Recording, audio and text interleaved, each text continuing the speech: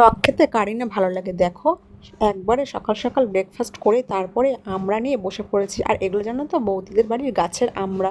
আর বৌদি বলেছে আমাকে আমড়া মাখা করে খাওয়াতেই হবে, সেই কারণে বলছি। আমি বললাম বেশ তাহলে ঠিক আছে, চলো তাহলে কালকে আমড়া মাখা খাওয়াবো। সেই মতন আজকে মানে আগের দিন বলেছিল, তার পরের দিন দেখো আমরা ভালো করে কুচিয়ে কেটে, আর এদিকে দেখো বৌদির মা নিয়ে এসেছিলো এক বাটি কাঁচা লঙ্কা বাটা। মানে বৌদিমা পাশে রান্না করছিল, সেই কারণে ওইখান থেকে নিয়ে এসে বাটিটাতে নিয়ে এসে দিয়েছিলো। তার মধ্যে আমি নুন, লঙ্কার গুঁড়ো, সরি লঙ্কার গুঁড়ো না, নুন, কাঁচা লঙ্কা বাটা, আর তার মধ্যে কাসুন্দি আর চিনি দিয়ে ভালো করে মাখিয়ে নিলাম। আর এই যে বৌদিকে বললাম বলো তো কেমন হয়েছে খেতে, বৌদি খেয়ে টেস্ট করে দেখলো, বলছে ঠিকই আছে কিন্তু একটু নুন লাগবে। সেই কারণে দেখো পরে আবার নুন নিলাম। আর আমি মুখে দিলাম, বাপরে আমার তো সেই একবারে কি বলবো, যা ঝাল আর টক লেগেছে। তারপরে দেখো বৌদির মা আসছে, বৌদির মাকেও বললাম মানে কেমন হয়েছে খেতে, খেতে বললো ভালোই, রিয়াকশন দিল। তারপর আমার বোনকে বলছি বল কেমন হয়েছে, ও তো বলছে না আমি একদম রিয়াকশন দেবো না।